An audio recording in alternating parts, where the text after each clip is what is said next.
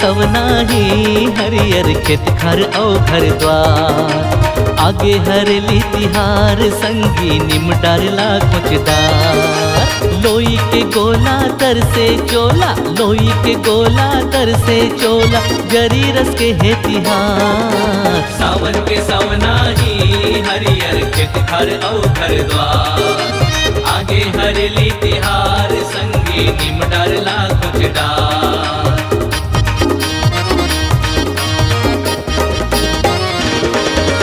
चाउर के चीला गेड़ी के रच रच, फुगड़ी के भावर झुलना है झुल झुल। माया पीरित संग मानेला करबो, गोधन के हम सब मानेला करबो। गोधन के हम सब मानेला करबो, गोधन के हम सब मानेला करबो। ऐसन हमर ये तिहार संगी पाबोन जी हम उपहार। सावन के सवनाही हरियर खेत घर औ घर द्वार। आगे हरेली तिहार संगी निम डारला कुचदार।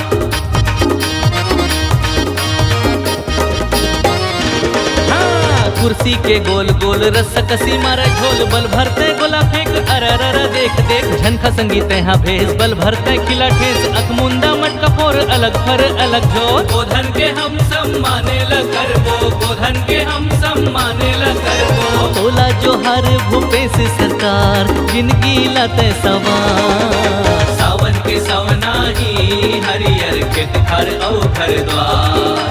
आगे हरेली तिहार संगी निम डारला कुचदार।